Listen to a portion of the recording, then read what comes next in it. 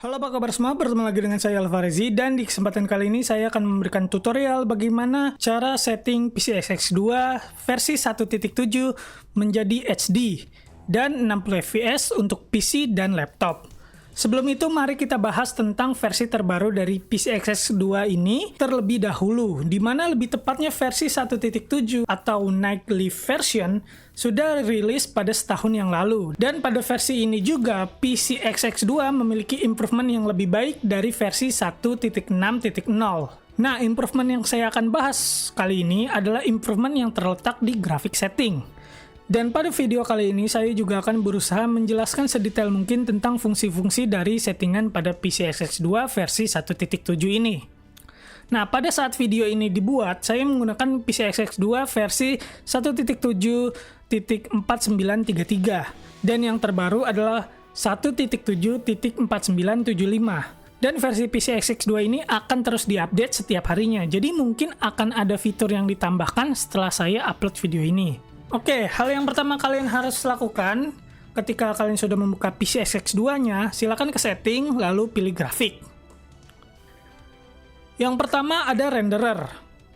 Berfungsi sebagai pemroses grafis dan pada versi 1.7 terdapat 4 renderer, yaitu Direct3D11, Direct3D12, OpenGL, dan Vulkan.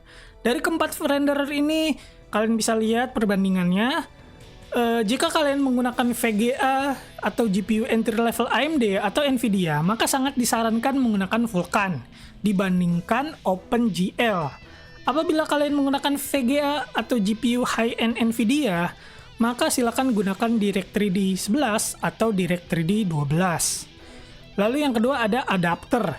Berfungsi untuk memilih graphic card yang digunakan, tetapi biasanya sudah otomatis terpilih. Jadi silakan biarkan default kecuali kalian mempunyai dua graphic card seperti adanya Intel HD dan Nvidia atau AMD di PC kalian. Maksud saya di laptop atau PC kalian. Lalu lanjut ke tab display di sini untuk mengatur output tampilan pada game.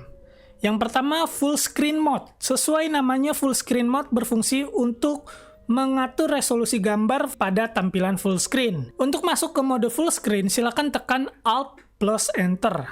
Lalu yang kedua ada aspect ratio. Silakan pilih 16:9 untuk menjadi widescreen. Perlu diingat pada dasarnya, aspek rasio pada game PS2 native adalah 4:3. Jadi apabila kalian mengubah menjadi 16:9, maka tampilan pada game PS2 akan berubah menjadi stretch atau widescreen. Yang ketiga ada FMV aspek ratio. Nah, ini berfungsi untuk merubah tampilan cutscene pada game menjadi widescreen apabila dipilih menjadi 16:9. Jadi yang awalnya 4:3 cutscene-nya bisa menjadi 16:9. Lalu yang keempat ada de-interlacing. Untuk de-interlacing sudah saya pernah bahas pada video PCSX2 sebelumnya.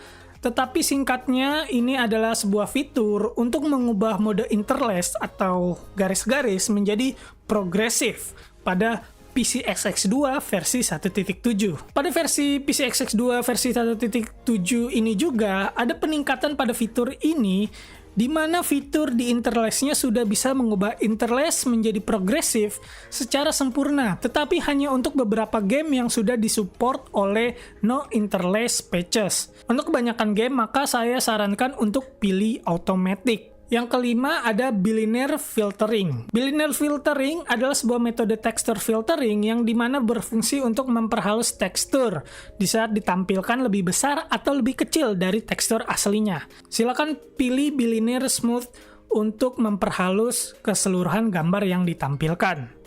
Yang keenam ada screenshot size. Ini berfungsi untuk mengatur ukuran, kualitas, dan format screenshot. Kalian bisa coba-coba atur agar sesuai keinginan kalian, khususnya kualitinya. Semenjak defaultnya hanya 50%, jadi kalian bisa naikkan ke 100%. Untuk melakukan screenshot, silakan tekan F8. Yang ketujuh ada vertical stretch and crop. Untuk kedua fitur ini saya sarankan untuk tidak mengubahnya, khususnya pada vertical stretch karena ini akan mengubah bagian vertikal pada display. Dan untuk crop, berfungsi untuk memotong tampilan gambar. Jadi jika kalian tidak ada permasalahan yang harus menggunakan fitur ini, silahkan dibiarkan ya, jangan disentuh. Tapi jika kalian ada masalah untuk nge-crop atau ngatur vertical stretch-nya, maka silakan gunakan fitur vertical stretch dan crop ini. Yang ke-8 ada enable widescreen patches. Ini berfungsi untuk mengaktifkan widescreen patches secara otomatis apabila game-game tertentu memiliki widescreen patches. Saya menyarankan untuk di checklist apabila game yang kalian mainkan support patch ini, tetapi jika tidak, maka disarankan untuk dimatikan saja. Lalu yang ke-9, anti-blur. Ini berguna untuk mengurangi blur pada game-game di PCXX2. Saya sarankan untuk di checklist untuk mengurangi blur pada game-game PS2. Lalu yang ke-10, phasing. Berguna untuk menyesuaikan refresh rate di PCXX2 dengan monitor kalian. Silakan di checklist atau tidaknya itu terserah kalian. Yang ke-11 ada screen offset. Ini berguna untuk beberapa game yang terdapat screen shake effect, tetapi dapat membuat tampilan gambar menjadi blur.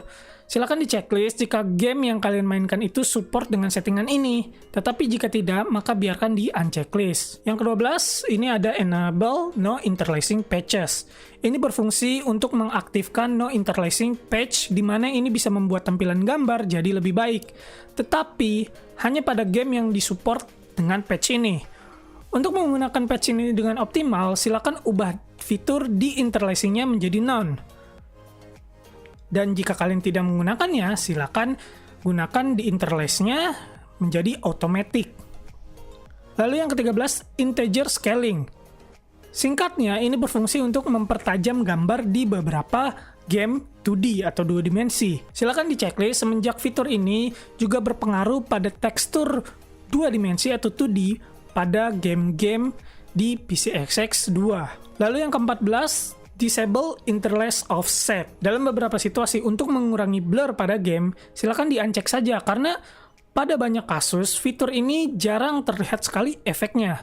Jadi jika kalian tidak menggunakannya atau tidak menemukan masalah sama sekali yang wajib mengaktifkan ini, silakan di-uncheck saja. Lalu yang ke-15, show overscan.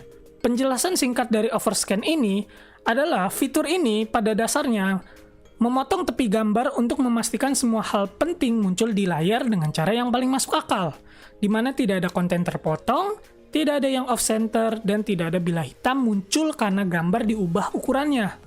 Untuk settingan ini silakan di-uncheck semenjak overscan sudah jarang digunakan pada monitor-monitor modern. Tetapi jika kalian mengalami di mana game-game yang kalian mainkan itu tidak centralized atau tidak di tengah, kalian bisa menghidupkan show overscan untuk mengatasi masalah yang tadi saya jelaskan. Lanjut ke tab rendering. Yang pertama adalah internal resolution. Ini adalah settingan yang paling berpengaruh terhadap performa game. Silakan sesuaikan dengan spesifikasi PC kalian. Usahakan untuk menargetkan 60 fps. Jadi apabila kalian tidak dapat 60 fps pada 1080p, maka turunkan internal resolusinya. Yang kedua, MIP mapping. Singkatnya adalah sebuah teknik di mana high resolusi tekstur di downscale dan di filter, sehingga setiap MIP level atau tekstur seperempat area level sebelumnya. Untuk settingan ini silakan pilih automatic untuk menghindari bug atau glitch. Yang ketiga, texture filtering. Pada intinya adalah untuk menangani gambar 2D ditampilkan pada saat digunakan di model 3D. Nah, untuk settingan ini ada yang sedikit berbeda dari versi 1.6.0, di mana ketika menggunakan upscaling disarankan menggunakan bilinear force excluding sprite. Tetapi pada versi 1.7 selalu ada warning untuk menggunakan bilinear PS2. Jadi silahkan gunakan default untuk menghindari bug glitch, tetapi jika kalian memang nyaman dan tidak terjadi glitch, silahkan gunakan bilinear force excluding sprite ya. Yang keempat, trilinear filtering. Untuk yang ini penjelasannya agak sedikit rumit, tapi intinya trilinear filtering merupakan perpanjangan dari metode bilinear filtering, di mana trilinear filtering ini berguna untuk mengatasi kelemahan dari bilinear filtering. Nah, untuk settingan ini silakan dibiarkan default saja untuk menghindari bug atau glitch lagi. Yang kelima, anisotropic filtering. Ini berfungsi untuk mempertajam tekstur. Untuk settingan ini harap sesuaikan dengan spesifikasi PC atau laptop kalian, karena dalam beberapa kasus anisotropic filtering dapat menyebabkan drop FPS. Dan jika kalian mengincar 60 fps, maka turunkan saja menjadi native. Di bawah anisotropic filtering, ini sebenarnya settingan yang tidak perlu diubah atau jarang dipakai ya, atau jarang terlihat efeknya. Tetapi jika kalian ingin tahu dan ingin mengetahui untuk apa sebenarnya fungsi dari fitur-fitur ini, maka saya akan jelaskan. Yang keenam itu adalah dithering. Dithering ini berfungsi untuk mengurangi garis melintang antar warna dan meningkatkan kedalaman warna. Sesuai tooltip, apabila kalian menggunakan upscaling, silakan pilih menjadi scaled. Jika kalian menggunakan native, maka silakan menjadi unscaled. Tapi di kasus saya menggunakan upscaling, yaitu 3 kali 1080. Tidak terjadi efek yang signifikan ya, perubahan yang signifikan terhadap fitur dithering ini. Jadi, saya menggunakan unscaled, yaitu pilihan defaultnya. Yang ketujuh, blending akurasi. Untuk blending akurasi, saya sarankan tetap di default jika di PC kalian tidak ada notifikasi blending warning. Tapi jika ada notifikasi blending warning seperti ini, disarankan kalian pilih ke high. Tapi jika memang tidak ada glitch dan sebagainya, saya sangat menyarankan tetap di basic default setting. Yang ke-8, tekstur preloading. Sesuai namanya, ini berfungsi untuk mengupload tekstur game sekaligus. Jadi bisa meningkatkan performance di kebanyakan game. Silakan pilih default atau di sini tulisannya full hash cache. Yang ke-9, spin GPU and CPU during readbacks. Kedua fitur ini berguna untuk meningkatkan performa, tetapi dengan kekurangan akan meningkatkan power consumption yang lumayan tinggi. Saran saya sebisa mungkin tidak di checklist, tetapi jika kalian perlu penambahan performa, maka silakan saja. Yang selanjutnya, tab texture replacement. Untuk tab ini jangan ada diubah jika kalian tidak tahu apa yang kalian lakukan. Biarkan saja di default. Karena sesuai dengan namanya, texture replacement ini untuk mengganti tekstur ya. Selanjutnya, tab post processing. Yang pertama di sini ada anti-aliasing, berfungsi untuk memperhalus tekstur, tetapi di PC XX2 bagi saya belum terlihat jelas perbedaan yang signifikan antara menggunakan atau tidak menggunakan FXAA atau anti-aliasing. Jadi untuk settingan ini terserah kalian ingin menggunakannya atau tidak. Mungkin saja di kasus ini ada yang bermasalah dengan mata saya atau monitor saya. Lalu yang kedua, filter. Di sini ada dua fitur, yaitu TV Shader dan Set Boost. TV Shader ini berfungsi memberikan efek interlace seperti TV tabung atau CRT. Jadi bagi kalian yang mau nostalgia, silahkan dipakai saja. Yang kedua ada Set Boost, berfungsi untuk memberikan tambahan ke shader. Untuk fitur ini saya tidak menggunakan, jadi terserah kalian jika ingin menggunakan fitur ini. Dan jika kalian mengalami bug shader atau ingin mengatur kontras atau brightness pada game-game tertentu. Selanjutnya tab OSD. Tab OSD ini kepanjangan dari on-screen display. Nah, ini berguna untuk memberikan informasi tertentu seperti FPS, CPU atau GPU usage, dan notifikasi untuk unsafe setting. Jika settingan kalian tidak sesuai spek PC kalian, jadi jika kalian terganggu dengan unsafe setting warning ini, kalian bisa matikan atau di-uncheck saja di tab OSD. Selanjutnya tab recording.